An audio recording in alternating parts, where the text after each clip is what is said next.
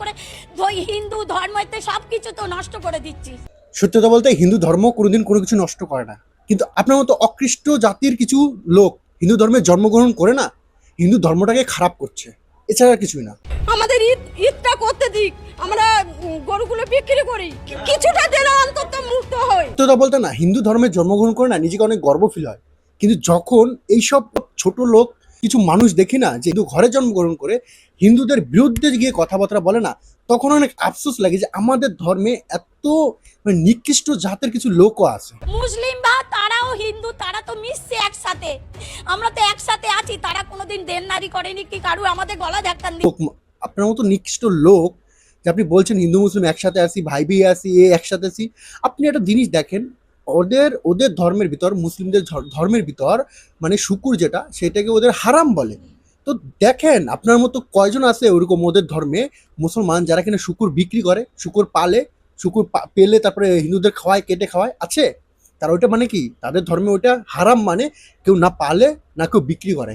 আমাদের মতো নিকৃষ্ট মানুষ আমাদের ধর্মে আছে বলে আমাদের ধর্ম নিয়ে অন্য ধর্মের লোকেরা না এটা নিয়ে মজা বানায়। আমার মতন মহিলা, আমি 5 লাখ টাকা নিয়েছি, চলো আমার ব্যাংকে সব আমি জমা দিই। না, আপনি যে বলছেন যে আপনি ব্যাংকের থেকে 5 লাখ টাকা লোন নিয়েছেন, একটা ব্যাংক 5 লাখ টাকা লোন দিতে হলে না তার 3 গুণ দেখে আগে আপনার কাছে 3 গুণ আছে কিনা, তারপর 5 লাখ টাকা লোন দেয় না। কান্নাকাটি করছে যে যদি এইবার না বিক্রি করতে পারে এরা মরে যাবে, ধরে যাবে, কিচ্ছু হবে না ভাই। এরা এত বছর ধরে বিক্রি করছে, প্রত্যেক বছর মিনিমাম করে রাখো 3 থেকে 4 লাখ টাকা প্রফিট আসে। ভাই এইভাবে একদম টোটালি বাজে, শুভেন্দু অধিকারী মহাশয় ভুল করছেন। সত্যি বলতে শুভেন্দু কাকু না, সত্যি তুমি ভুল করছো। কারণ যারা হিন্দু ধর্মের হয়ে হিন্দু ধর্মের বিরুদ্ধে গিয়ে উল্টোপাল্টা কথা বলে না, তাদের লাথি মেরে বাংলাদেশ বা পাকিস্তানে ঠেলে দাও। যেমন কুরবানির প্রথা চলছিল সেই প্রথা চালু করে, আমার ঋণ আছে 9 লাখ টাকা, ঋণের বোঝা শুভেন্দু অধিকারীকে নিতে হবে।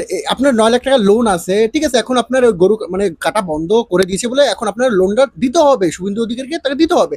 তাহলে যে আপনি এত বছর ধরে আপনারা যে গরু করছেন, গরুর ব্যবসা করছেন, সে ব্যবসা করে প্রত্যেক বছর যে 4 লাখ টাকা 5 লাখ টাকা ইনকাম করতেন, সেই টাকাটা কি দিছেন আগে যে দেই, পরে যখন বন্ধ হয়ে যাবে তখন আমার লোনের টাকা দেবে? এতদিন ধরে ইনকাম করছেন, এতদিন ধরে গলা এত বড় বানাইছেন খেয়ে খেয়ে, তা তো হয় নাই। রেখা পাত্র দিদি ভাই যে কথা বলছে যে গরু যে 14 বছর বয়সীকে কুরবানি দিতে হবে, কথা তো এতদিন ছিল না। এই যে আপনি যেমন বললেন না এই প্রথা আগে ছিল না, প্রথা মানে বের করছে, তাই না? আপনি জানেন না এই প্রথা এটা গভর্নমেন্টের আগের থেকে 1950 সালের থেকে এটা মানে ল অ্যান্ড অর্ডার ছিল, ঠিক আছে, এটা অ্যাপ্লাই করা হয়নি, মমতা অ্যাপ্লাই করেনি।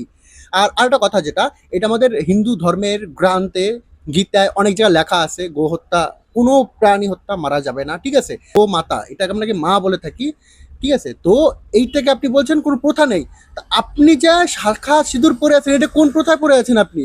এটাও খুলে ফেলেন, এই প্রথা নেই তো খুলে ফেলেন আপনি। আপনার মতো মানুষের শাখা সিঁদুর পরার কোনো অধিকার নেই। তাহলে গলায় দড়ি দিয়ে মরা ছাড়া রাস্তা নিয়ে আমাদের এখানে ভুসির দোকানে বহু টাকা দেনা, এক একজনের 10 লাখ 20 লাখ করে টাকা বাকি। মিথ্যে ততটাই বলো যতটা মানুষ হজম করতে পারবে। ভাই আপনার মতো মানে প্রাণ ছাড়া যে মানুষ, তাকে কে ভাই 10 লাখ টাকা 12 লাখ টাকার ধারে দেবে ভুসি?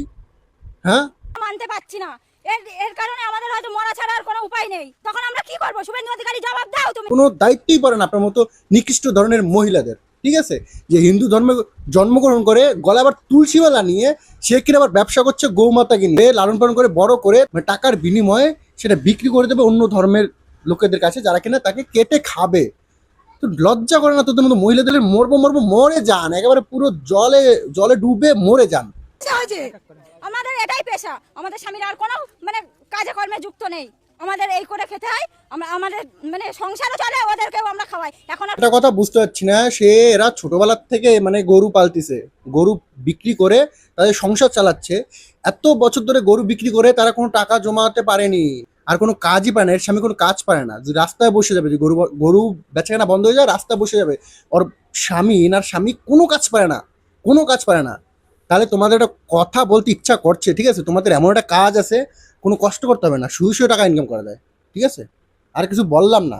যারা ভাবছে সেটাই, সত্যি বলতে না আমাদের ধর্ম নিয়ে অনেক গর্ব আছে, কিন্তু আপনাদের মতো যখন দোগলাপান কিছু হিন্দু দেখি না, তখন না মানে এত খারাপ লাগে। হিন্দু ঘরে জন্ম নিয়ে আপনাদের মতো নিকৃষ্ট জাতের মানুষ হয়ে যায়, আমি বুঝতে পারি না সত্যি।